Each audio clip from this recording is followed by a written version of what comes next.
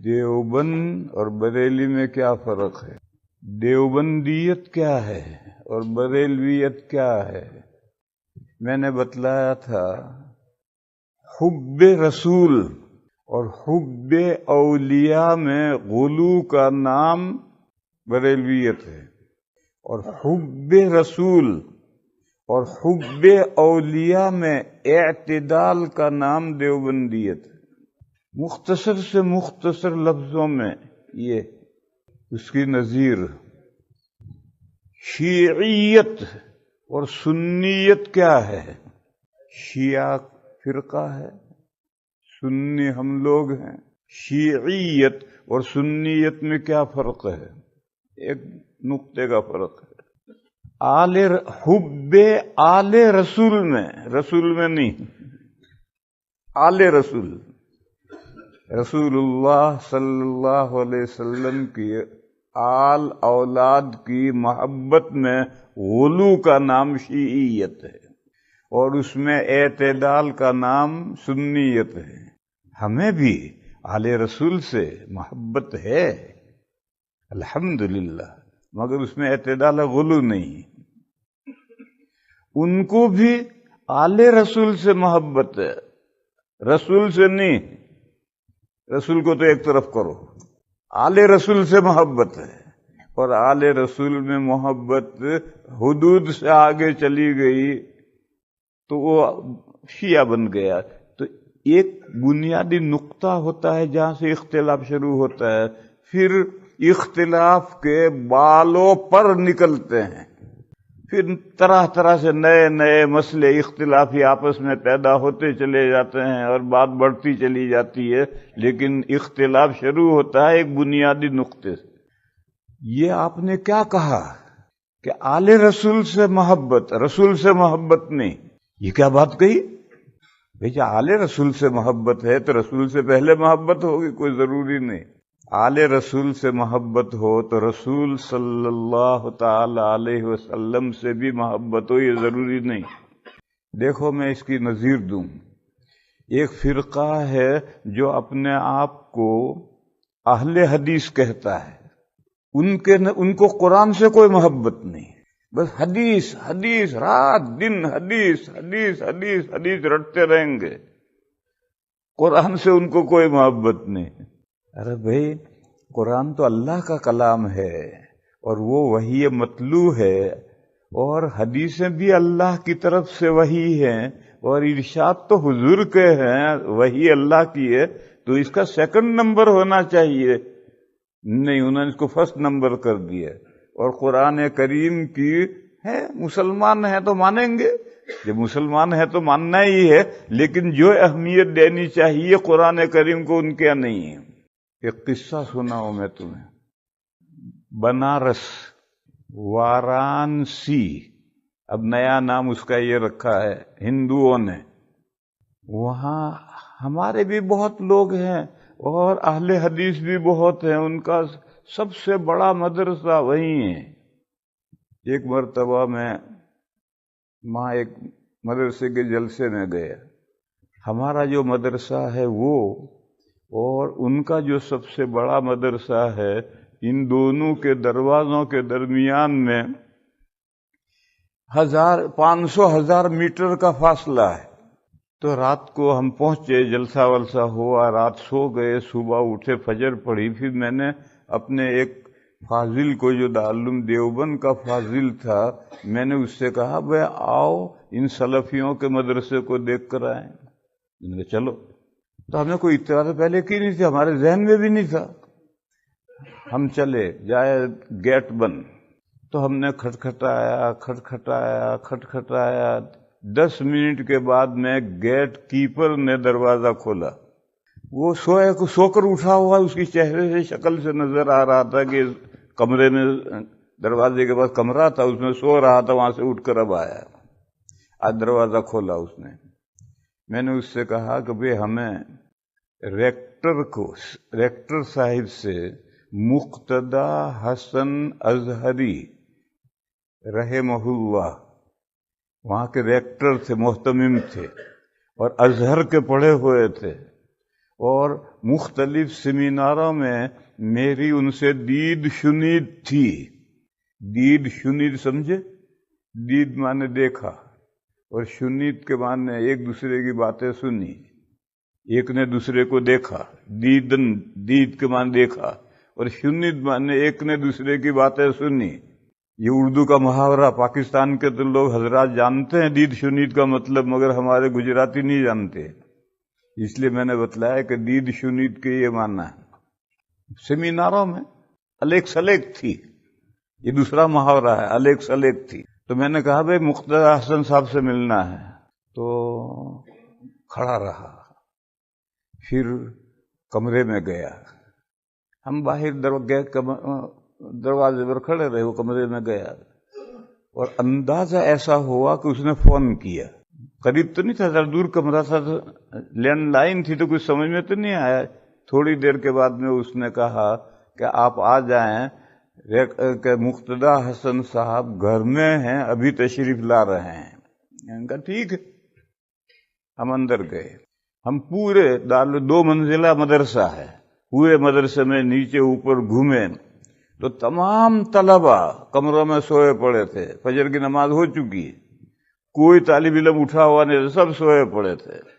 گھومے پھرے، ہم نے دیکھا، دیکھ کر پھر ہم مسجد کے پاس سے گزرے تو ایک طالب علم، ساری مسجد بند ہے، ایک دروازہ کھلا ہے، ہم اندر گئے دیکھنے کے لیے، تو ایک طالب علم زمین پر قرآن شریف رکھ کر پڑھ رہا تھا، بالکل زمین پر، نہ کوئی چیز بچھائی ہے، نہ کوئی رحل ہے، بالکل فرش ہوتا، مسجد میں فرش ہوتا ہے، اس فرش پر قرآن رکھ کر پڑھ رہا۔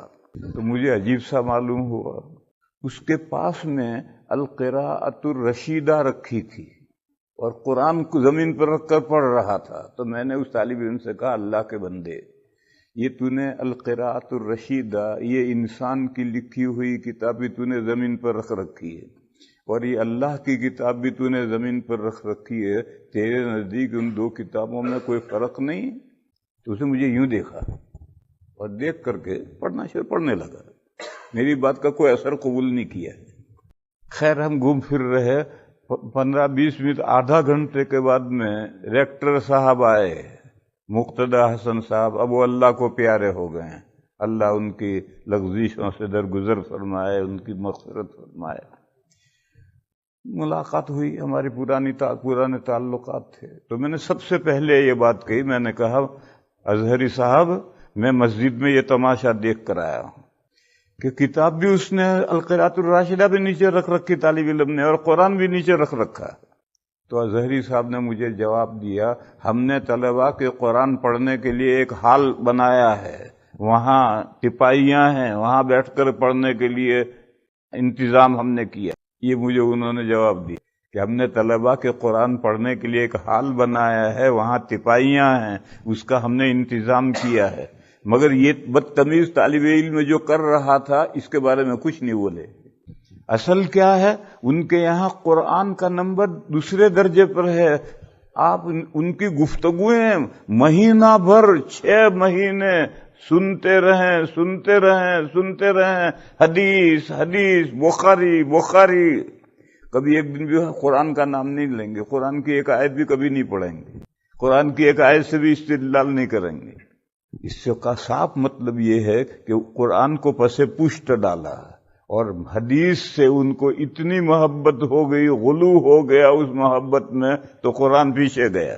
اسی طریقے پر میرے بھائیو، شیعوں کو رسول صلی اللہ تعالی علیہ وسلم سے نہیں، آل رسول سے، حضور کی اولاد سے اتنی محبت ہو گئی کہ 12 امام بنا دیے، 12 اماموں پر وحی کے قائل ہو گئے، اور 12 اماموں کی وحی سے حضور کی وحی منسوخ بھی ہو سکتی ہے، اور 12 امام بھی معصوم ہیں، یہ سب اس میں سے عقائد پھوٹ نکلے۔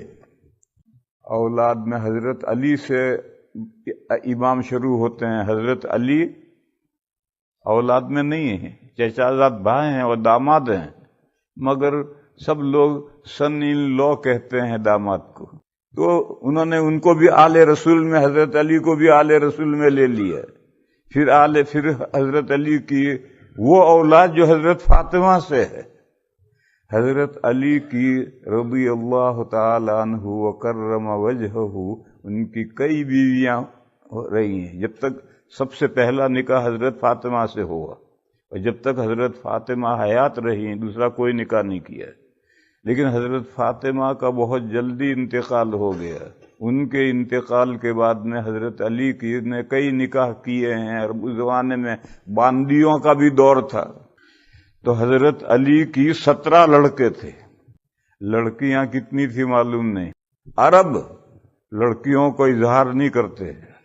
آج بھی آپ کسی سے پوچھیں آپ کی کیا اولاد ہے تو صرف لڑکے بتائے گا، لڑکیوں کو نہیں بتائے گا۔ گویا لڑکیوں کا اجنبیوں کے سامنے نام لینا یہ بھی بے پردگی ہے، عرب اس کو برداشت نہیں کرتے۔ اور ہم اجمی کوئی پوچھے آپ کی کیا اولاد ہے تو سب سے پہلے لڑکیوں کو گنائیں گے، لڑکوں کو بعد میں۔ یہ بے حجابی ہے، بے پردگی ہے۔ عرب کبھی، چنانچہ تاریخ میں صحابہ کے حالات پڑھو، لڑکوں کا تذکرہ آئے گا، لڑکیوں کا کوئی ذکر نہیں آئے گا کتنے۔ اور آج بھی کسی عرب سے پوچھو، یہاں کا عرب نہیں، وہاں سے جو عرب یہاں آ گیا وہ نہیں، وہ تو یہاں آ کر یہاں کے رنگ میں رنگ گیا۔ وہاں جو عرب ہیں کسی سے پوچھو صرف لڑکے بتائے گا، لڑکیوں کو نہیں بتائے گا۔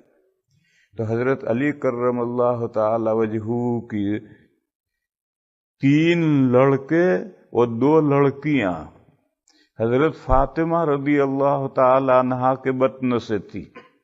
ان 3 لڑکوں میں سے ایک لڑکے بچپن میں انتقال کر گئے تھے، ان کا نام تھا محسن، اور 2 صاحبزادے زندہ رہے بڑے ہوئے، حضرت حسن اور حضرت حسین رضی اللہ تعالی عنہما، اور 2 لڑکیاں امامہ اور ام کلثوم، یہ 2 لڑکیاں بھی بڑی ہوئی۔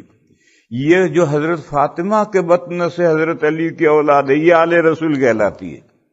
اور عجیب و غریب ہیں، حضرت علی کو آل میں لیا، کہا وہ سن آف لو ہیں، داماد ہیں، داماد کو بیٹا ہی کہتے ہیں، تو حضرت علی کو تو آل رسول میں لیا، اور حضرت علی کی ساری اولاد کو نہیں لیا، صرف حضرت فاطمہ سے جو اولاد ہے اس کو آل رسول میں لیا۔ پھر سلسلہ چلتے چلتے 11 امام ہو گئے، 12 امام ہو گئے، یہ تو سلسلہ پتہ نہیں کہاں چلے گا، کہاں تک جائے گا۔ تو پھر انہوں نے سلسلہ روک دیا 12ویں امام پر، اور 12ویں امام کو غائب کر دیا، چلے گئے کہیں غار میں چلے گئے، اور پھر وہ جو غار میں چھپ گئے جا کر ان کا نقیب بنایا۔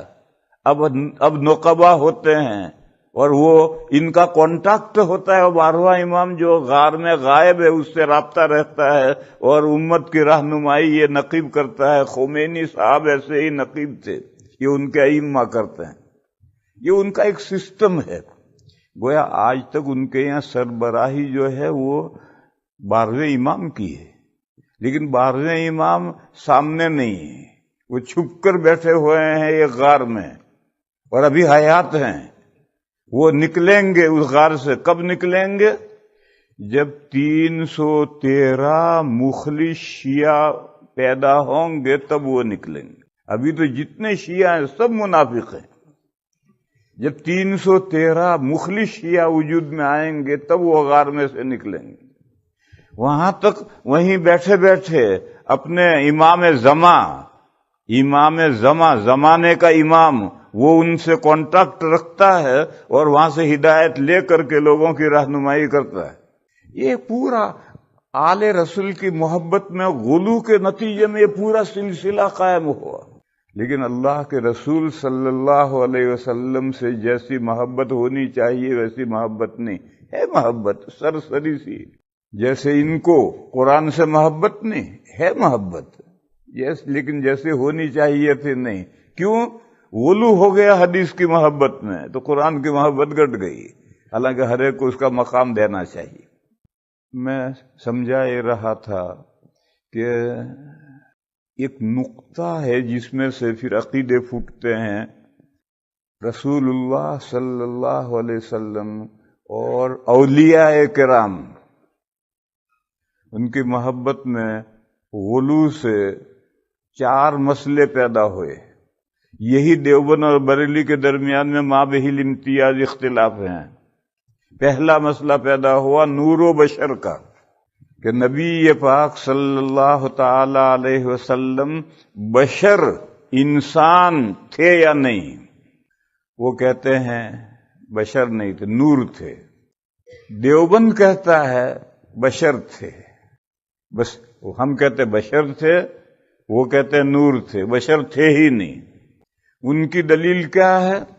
ان کی دلیل قرآن کریم میں سے وہ آیت کریمہ ہے جو میں نے پڑھی، یا اہل الکتاب قد جاءکم رسولنا یبین لہم کثیرا مما تخفون من الکتاب ویعفو عن کثیر قد جاءکم من اللہ نور و کتاب مبین۔ تحقیق آیا تمہارے پاس، آیا تمہارے پاس نور اور واضح کتاب۔ وہ کہتے ہیں نور و کتاب مبین، کتاب مبین، اور نور میں واو کے ذریعے سے عطف کیا ہے، اور واو کے ذریعے سے جب عطف کیا ہے تو دو چیزیں الگ الگ ہوتی ہیں۔ یا زید و امر، زید اور امر آئے تو زید الگ ہے، امر الگ ہے، نور الگ ہے، کتاب مبین الگ ہے۔ کتاب مبین قرآن کریم ہے اور نور اللہ کے رسول ہے۔ کہا دیکھو اللہ کے رسول کو نور کہا گیا قرآن میں۔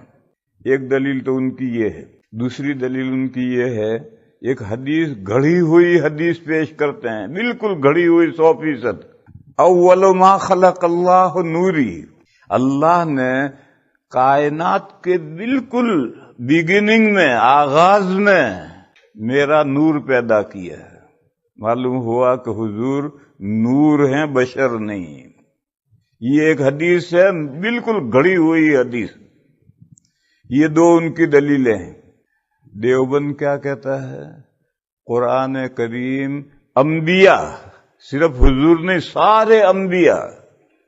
سارے انبیاء کی بشریت کی صراحت سے قرآن بھرا پڑا ہے کہ تمام انبیاء بشر تھے، فرشتے نہیں تھے۔ کفار کہتے تھے کہ گورنمنٹ کو اپنا کوئی نمائندہ بھیجنا ہوتا ہے تو اپنے لوگوں میں سے بھیجتا ہے، اللہ کو اگر رسول بنا کر بھیجنا تھا تو کروبیوں کو بھیجتے، مقرب فرشتوں کو بھیجتے۔ یہ ایک انسان جو ہمارے جیسا ہے، جو بازار میں جوتیاں چٹکھاتا پھرتا ہے، اس کو رسول بنا دیا؟ اللہ کے یہاں کچھ فرشتوں کی کمی تھی؟ قرآن اس کے جواب میں بار بار کہتا ہے کہ ہمیشہ انسان بشر ہی رسول بن کر آئے، انسان ہی رسول بن کر آئے، وہاں بشر لفظ استعمال کیا۔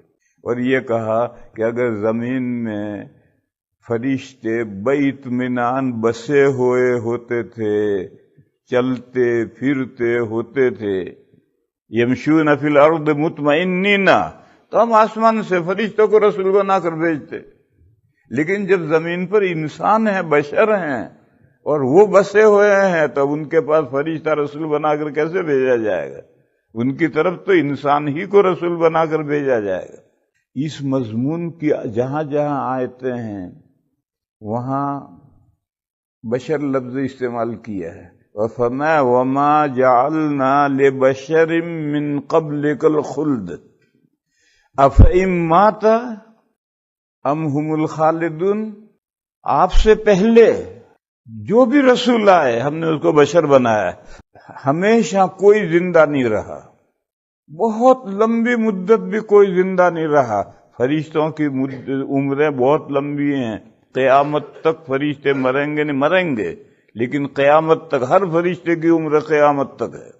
اور جنات کی عمریں ہزاروں سال ہیں، ہزاروں سال کے بعد وہ مرتے ہیں، اور انسان کی 60-70 سال رہ گئی ہے عمر۔ تو فرشتوں کی لمبی عمریں ہیں، ایسی لمبی عمر ہم نے کسی رسول کو نہیں دیے، کسی بشر کو نہیں دی۔ بشر یعنی انسان کے لیے عمریں کم رکھی ہیں۔ وَمَا جَعَلْنَا لِبَشَرٍ مِّن قَبْلِكَ الْخُلْدَ أَفَإِن مَّاتَ، اگر آپ کو موت آ جائے گی تو کیا وہ زندہ رہیں گے؟ آپ کو موت آئے گی، وہ بھی مر جائیں گے۔ کفار یہ بھی کہتے تھے کہ یہ اللہ کے نمائندے ہیں، اللہ کے رسول ہیں، اللہ کے بھیجے ہوئے ہیں، تو ان کا اللہ کے ساتھ کانٹیکٹ ہونا چاہیے ٹیلی فون سے، اور ان کو ہر بات معلوم ہونی چاہیے کہ مملکت میں رموز مملکت کیا ہیں، گورنمنٹ کیا سوچ رہی ہے، یہ سب اس نمائندوں کو معلوم ہونا چاہیے۔ تو قرآن نے جواب دیا قل انما انا بشر مثلکم، آپ جواب دیجئے کہ میں تمہارے جیسا ہی ایک انسان ہوں، تم بھی اللہ کے بندے ہو، تمہارا اپنے باس کے ساتھ کیوں ٹیلی فون سے رابطہ نہیں ہے؟ ہم سب اللہ کے بندے ہیں، غلام ہیں، نوکر ہیں، اللہ ہمارے باس ہیں، ہمارا کون سا کانٹیکٹ ہے ٹیلی فون سے اللہ تعالیٰ سے؟ رسول نے کہا کہ میں بھی اللہ کا ایک بندہ ہوں، تمہارے جیسا ہی انسان ہوں۔ قل انما انا بشر مثلکم، ہاں تمہارے اندر اور میرے اندر ایک فرق ہے، میرے اندر سرخاب کا پر لگ رہا ہے، جو پر تمہاری پگڑی میں نہیں لگا ہوا ہے۔